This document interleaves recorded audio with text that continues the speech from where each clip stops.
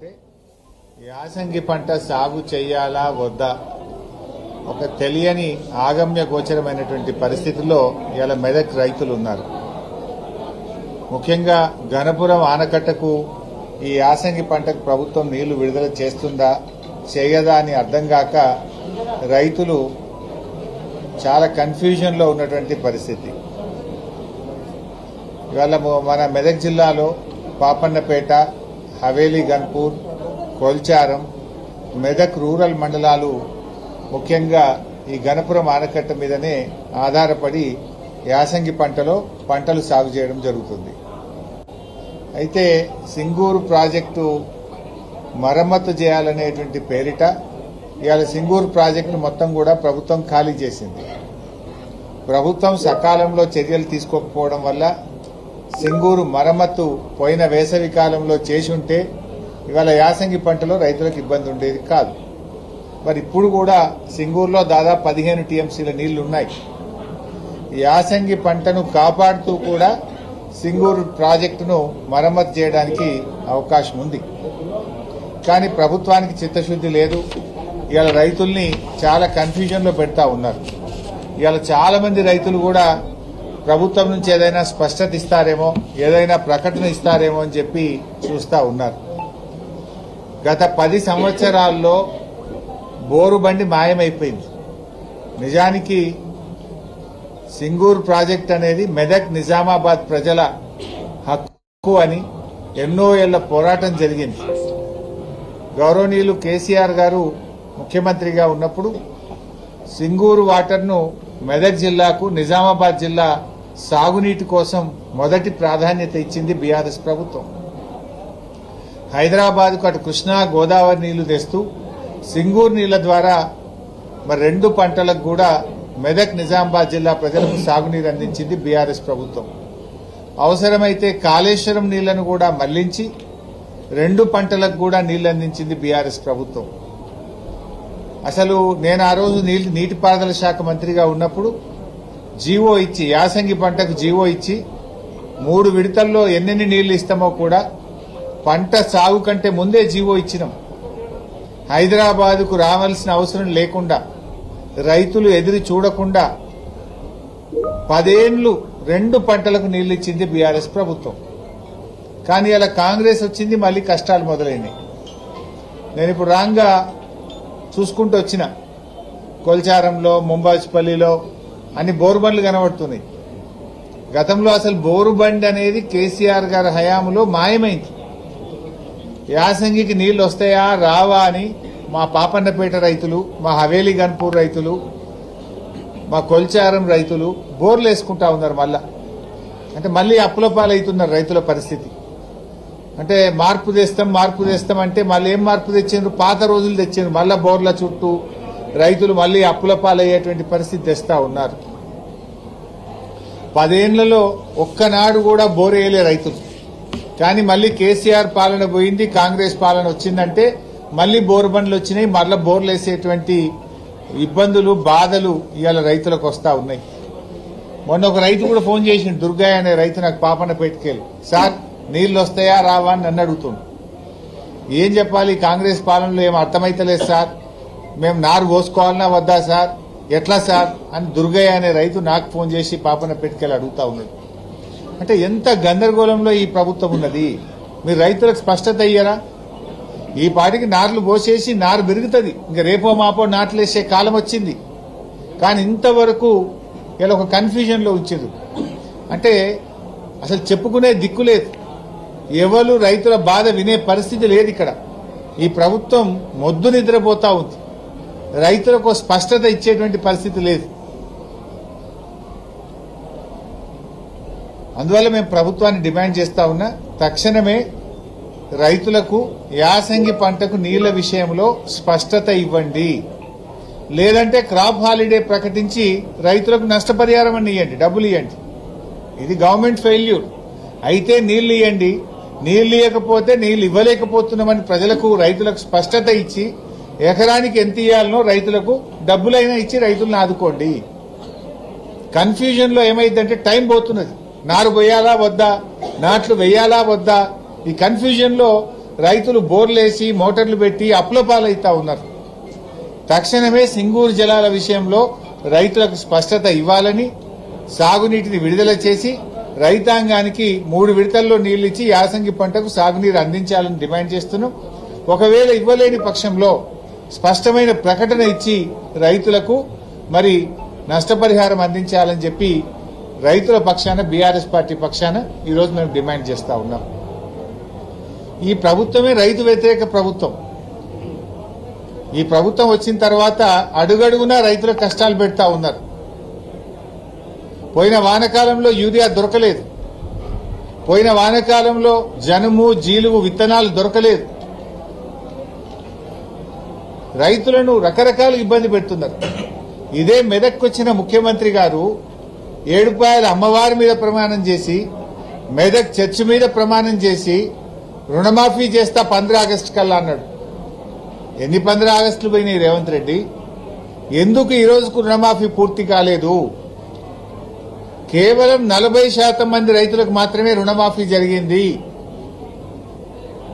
ఇలా రుణమాఫీ విషయంలో రైతుల్ని మోసం చేసినారు, రైతు బంధు విషయంలో రైతుల్ని మోసం చేసినారు, బోనస్ విషయంలో రైతుల్ని మోసం చేసినారు, ఎరువుల సరఫరాలో ఫెయిల్ అయిపోయినారు, విత్తనాల సరఫరాలో ఫెయిల్ అయినారు, పంట కొనుగోలు విషయంలో కూడా ప్రభుత్వం ఫెయిల్ అయిపోయింది. పోయిన యాసంగి బోనస్ ఇప్పటి వరకు రాలేదు. రాష్ట్రంలో పోయిన యాసంగిది 1200 కోట్ల రూపాయల బోనస్ ఇంకా కూడా ప్రభుత్వం ఇయ్యడం లేదు. 6 నెలలు అయిపోయినా బోనస్ పైసలు పడతలేవు. ఈ వానకాలం బోనస్ కూడా 600 కోట్లు బకాయి పడ్డది ప్రభుత్వం. పేరుకేమో 24 గంటల్లో వేస్తున్నాం, తెల్లారే ఇస్తున్నాం అంటున్నారు. నెలలు గడిచిపోయినా యాసంగి బోనస్ బల్లే, వానకాలం బోనస్ బల్లే. యాసంగి 1200 కోట్ల రూపాయలు పెండింగ్ ఉంది. యాసంగిలో ఈ వానకాలం 600 కోట్లు పెండింగ్ ఉంది. 1800 కోట్ల రూపాయలు బోనస్ ఈ రోజు కూడా పెండింగ్ లో ఉన్నాయి. ఈ బోనస్ డబ్బులు ఎప్పుడు ఇస్తారు అని రైతుల పక్షాన్ని నేను అడుగుతా ఉన్నా. తక్షణమే రైతులకు ఇవ్వాల్సిన 1200 కోట్ల రూపాయల బోనస్ విడుదల చేయాలని డిమాండ్ చేస్తా ఉన్నాం.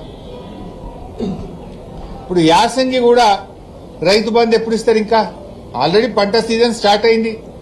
రైతులు దుక్కి దున్నుతున్నారు, చేను రెడీ చేసినారు, నార్లు పోసినారు. మరి పెట్టుబడి సాయం అనేది మొదట్లోనే ఇవ్వాలి కదా. మరి యాసంగి రైతు బంధు ఎప్పుడు విడుదల చేస్తారు? ఇంకొక వైపు వ్యవసాయ మంత్రి ఏమో చిన్నగా లీకులు ఇస్తున్నాడు. ఏమని? మేము యాసంగి రైతు బంధు సాగు చేసిన వాళ్ళకే ఇస్తాం, మిగతా వాళ్ళకి ఎగబెడతామంటున్నాడు. అంటే ఇప్పుడు ఓట్లు అయ్యేదాకా ఆగిండ్రా? యాసంగిలో ఎవరికి ఇస్తారు, ఎవరికి ఇవ్వరు? ఈ రాష్ట్రంలో 50-60 లక్షల ఎకరాల్లో పత్తి సాగు చేసే రైతులు ఉంటారు. వాళ్ళు ఒక పంటనే చేస్తారు, పత్తి 6-7 నెలల పంట. మరి ఆ పత్తి రైతులకు ఇస్తారా, ఇయ్యరా? చెరుకు రైతులు, పసుపు రైతులు, అనేక మంది రైతులు ఉన్నారు. మరి ఆ రైతులకు ఈరోజు మీరు యాసంగికి సబ్సిడీ ఇస్తారా, ఇవ్వరా? కందులు 10 నెలల పంట, చెరుకు 11 నెలల పంట, పత్తి 7 నెలల పంట, పండ్ల తోటలున్నాయి, ఆయిల్ పామ్ ఉన్నది. మరి రైతుల పరిస్థితి ఏంది? అంటే నువ్వు అప్పుడేమో రేవంత్ రెడ్డి 3 పంటలకు ఇవ్వాలి రైతు బంధు అన్నాడు, ఇప్పుడేమో ఒక్క పంటకే ముక్కులకు వచ్చిందా? ఇప్పటికే నీ ప్రభుత్వం వచ్చిన తర్వాత 2 ఏళ్లలో 2 పంటలకు రైతు బంధు ఇచ్చినావు, 2 పంటలకు రైతు బంధే కొట్టినావు. మరి ఇప్పుడు యాసంగి రైతు బంధు సంగతి ఏందో స్పష్టంగా చెప్పాలి. అందరూ రైతులకు కూడా యాసంగిలో రైతు బంధు నిధులు వెంటనే విడుదల చేయండి. పెట్టుబడి కోసం ఇచ్చే సాయాన్ని ఆలస్యం చేయొద్దు. తక్షణమే రైతు బంధు డబ్బులు విడుదల చేయాలని చెప్పి మేము ప్రభుత్వాన్ని డిమాండ్ చేస్తా ఉన్నాం. జనరల్ గా ఎప్పుడైనా కూడా రైతుకు యూరియా అనేది బీఆర్ఎస్ హయాంలో, కేసీఆర్ గారి హయాంలో ఒక్క ఫోన్ చేసి ఆటో ఆయనకు చెప్తే యూరియా బస్తాలు తెచ్చి బాయికాడ వేసిపోయింది, ఇంటికాడ వేసిపోయింది. కానీ కాంగ్రెస్ వచ్చినాక మార్పు అంటే మళ్ళా పాత రోజులు ఇందిరమ్మ పాలన తెస్తామంటే యూరియా బస్తాలకు లైన్లు కట్టే రోజులు తెచ్చిండ్రు. వ్యవసాయానికి కావాల్సిందే యూరియా, నీళ్లు, రెండే కదా కావాల్సింది. అయితే నీళ్లు కావాలి, యూరియా కావాలి, కరెంటు కావాలి. కానీ కాంగ్రెస్ గవర్నమెంట్ ఏమంటుందంటే ఇవాళ వ్యవసాయానికి యాప్లు కావాలి, మ్యాపులు కావాలంటుంది. వ్యవసాయానికి కావాల్సింది నీళ్లు, యూరియా.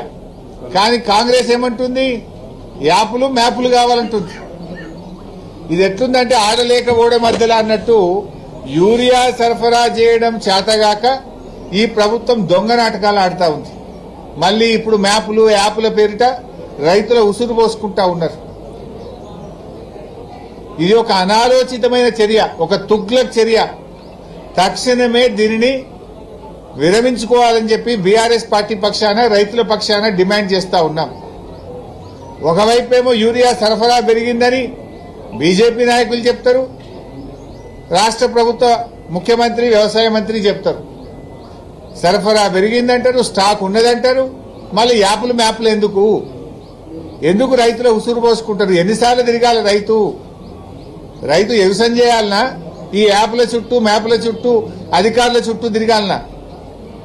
రైతుకు నాగలు పట్టుడే తెలుసు తప్ప ఈ యాపులు, గీపులు తెలివై.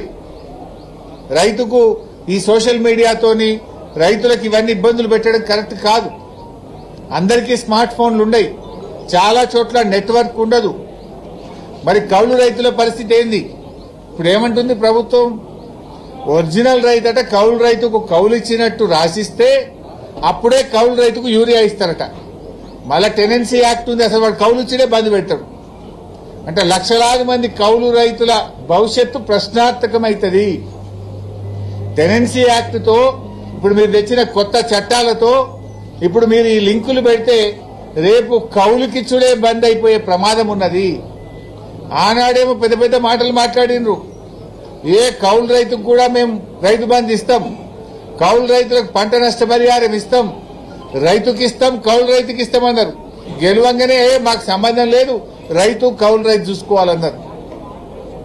ఇప్పుడు మీరు చేసే తుగ్లక్ పనుల వల్ల, ఈ యాప్ల పేరిట, యూరియా బస్తాల పేరిట అసలు కౌలు రైతులకు మొదటికే మోసం చేస్తున్నది కాంగ్రెస్ ప్రభుత్వం. రేపు రైతులే కౌలుకు ఇవ్వని పరిస్థితి ఏర్పడుతుంది. రైతులకు, కౌలు రైతులకు మధ్య పంచాయతీ పెడుతుంది ఇలా కాంగ్రెస్ ప్రభుత్వం. ఈ యూరియా కోసం ఎన్నిసార్లు తిరగాలి? బాయికాడ బర్రెని దుడ్డని చూసుకోవాలన్నా, వ్యవసాయం చూసుకోవాలన్నా, మీ ఆఫీసర్ల చుట్టూ తిరగాలన్నా? యాప్ కోసం ఒకసారి తిరగాలి. ఆ ఇచ్చే యూరియా బస్తాలు కూడా ఎకరానికి 2 ఇస్తాం, ఆ 3 ఇస్తాం. 3 ఇస్తే 3 సార్లు ఇస్తారట, అవి కూడా ఒకసారి ఇయ్యడట. అంటే నీ యాప్ కోసం ఒకసారి తిరగాలి. ఆ ఇచ్చే 3 బస్తాలకు మొదలొక బస్తా, మధ్యలో ఒక బస్తా, పొట్టకొచ్చినాక ఒక బస్తా. అంటే రవాణా ఛార్జీలు, ఆటోలు, బస్ కిరాయిలు పెరుగుతాయి. ఇప్పటికే బస్ ఛార్జీలు డబుల్ చేసిన మగవాళ్లకు. బస్ ఛార్జీలు రేవంత్ రెడ్డి వచ్చిన 2 సంవత్సరాల్లో 2 అంతలైనాయి బస్ ఛార్జీలు. అంటే నువ్వు ఆఫీసర్ల చుట్టూ తిరగాలి తప్ప వ్యవసాయం చుట్టూ తిరగాల్సిన అవసరం లేదా? రైతుల్ని మొన్ననే యూరియా బస్తాల కోసం 10 సార్లు లైన్లో నిలబెడితే ఒక్కొక్క బస్తా ఇచ్చినావు. ఇప్పుడు యూరియా సరఫరా చేతగాక యూరియా ఎగబెట్టడం కోసం ఇవాళ కేంద్ర రాష్ట్ర ప్రభుత్వాలు 2 కలిసి రైతుల ఉసురు పోసుకుంటున్నాయి. అటు కాంగ్రెస్ అయినా, బీజేపీ అయినా 2 రైతు వ్యతిరేక ప్రభుత్వాలే. ఇద్దరూ కలిసి రైతుల ఉసురు పోసుకుంటున్నారు. ఈ యాప్లు, మ్యాప్ల పేరిట యూరియా సరఫరాను తగ్గించే ప్రయత్నం చేస్తున్నారు. పోయిన వానకాలంలోనే యూరియా దొరకక 2020 కొనుకొచ్చి 20 40 ఒక్కొక్కటి 900 బస్తా, 1000 రూపాయలకు బస్తాలు తెచ్చేసుకునే పరిస్థితి వచ్చింది రైతులకు. కొంతమంది రైతుల పంటలే ఖరాబ్ అయిపోయినాయి. రైతులు రోడ్ల మీద నిలబడితే ప్రభుత్వాన్ని తిడుతున్నారని, రైతులు ప్రభుత్వం మీద తిరగబడుతున్నారని ఇప్పుడు కొత్తగా ఈ యాప్, మ్యాప్ పాలసీ తెచ్చేది. అంటే రైతులు ఒక దగ్గర జమ కావద్దు, ఇక రైతులకు యూరియా ఇచ్చేది లేదని చెప్పగానే చెప్పి ఈ యాప్లు, మ్యాప్ల కథ తెచ్చేది. చాలా గ్రామాల్లో సిగ్నల్ ఉండవు, చాలా మంది రైతులకు స్మార్ట్ ఫోన్లు ఉండవు. గిరిజన గూడాల్లో, లంబాడి తండాల్లో రైతులకు చాలా ఇబ్బంది ఉంటుంది. చాలా మంది రైతులకు ఇప్పటికీ కొంతమందికి పట్టా పాస్ పుస్తకాలు లేవు, కోర్టుల్లో కేసులున్నాయి, అన్నదమ్ముల మధ్య పంచాయతీ ఉన్నది, సాగు చేస్తున్నారు కానీ భూమి కాయిదాలు లేవు. మరి ఇలా వాళ్ళకి యూరియా అయ్యావైగా? నువ్వు కాగితం ఉంటేనే, పాస్బుక్ ఉంటేనే, యాప్ ఉంటేనే ఇస్తా అంటున్నావు. కోర్టు పంచాయతీ ఉన్నది, అన్నదమ్ముల పంచాయతీ ఉన్నది, తండ్రి బిడ్డల పంచాయతీ ఉన్నది. సాగు భూమి మీద, మోక మీద ఉండి సాగు చేస్తున్నారు కానీ కాగితం లేదు, సాదా బైనామా ఉన్నాయి. వాళ్ళందరి పరిస్థితి ఏం కావాలి? ఇప్పుడు వాళ్ళందరికీ యూరియా ఇవ్వకపోతే వాళ్ళు పంట సాగు బంద్ చేయాలనా? ఆ రైతులను రోడ్డు మీదకి తెస్తావా? వ్యవసాయం బంద్ చేయమంటున్నావా రేవంత్ రెడ్డి? ఒక ఆలోచన ఉండాలి కదా. ఒక పాలసీ తెచ్చేటప్పుడు దాంట్లో ఉన్న సాధక బాధకాలు ఏంది, ఇబ్బందులు ఏందో కనీస అవగాహన ఉండాలనా లేదా? ఏది పడితే అదే తుగ్లక్ లెక్క ఒక కొత్త పాలసీ తెస్తే ఎంత ఇబ్బందులు పడాలి రైతులు. ఇవాళ చాలా ఇదొక తుగ్లక్ నిర్ణయం. దీని వెంటనే వెనక్కి తీసుకురావాలని చెప్పి మేము కోరుతా ఉన్నాం. ఆనాడు కేసీఆర్ పాలనలో కరెంటుకి ఇబ్బంది లేదు, యూరియాకి ఇబ్బంది లేదు, రైతు బంధుకు ఎదురు చూసే పరిస్థితి లేదు, పంట కొనడానికి ఇబ్బంది లేదు. ఇప్పుడు అన్ని బాధలే. పంట అమ్మాలంటే బాధ, కరెంటుకు బాధ. ఇలా 14 గంటల కరెంటు కూడా ఎక్కడ వస్తలేదు. పేరుకు 24 గంటలు. ఏ సబ్ స్టేషన్లో పోయి చూసినా ఇవాళ 14 గంటల కరెంటు కూడా రానటువంటి పరిస్థితి ఏర్పడ్డది. చాలా మంది రైతులకు అక్షరాస్యత లేదు. చదువుకోని రైతులు ఉంటారు, మహిళా రైతులు ఉంటారు, ఒంటరి రైతులు ఉంటారు, విడో ఫార్మర్స్ ఉంటారు. వాళ్ళ పరిస్థితి ఏంది? ఫోనే లేనోళ్ళు కూడా ఉంటారు కొంతమంది. ఫోన్ ఉన్నా స్మార్ట్ ఫోన్ ఉండదు రైతులకు.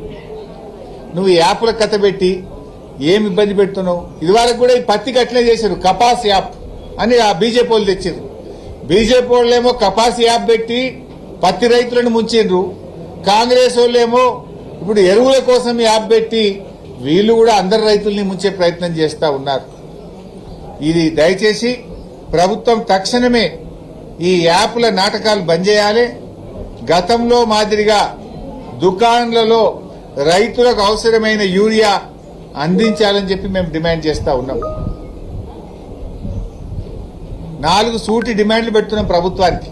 ఈ యాప్లు గీపులు బంద్ చేయండి, నేరుగా రైతులకు గతంలో మాదిరిగా యూరియా అందించండి. నంబర్ 1.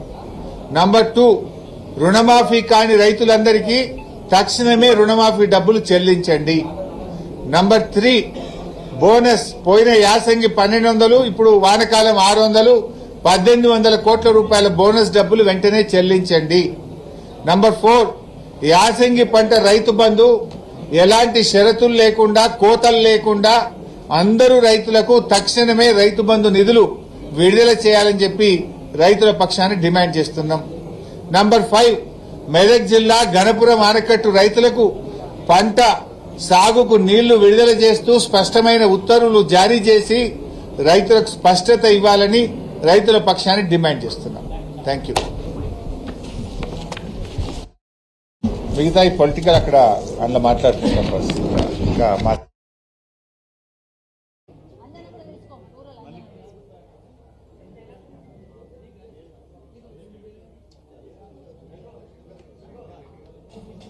శశిధర్ రెడ్డి గారు అటు వస్తారు.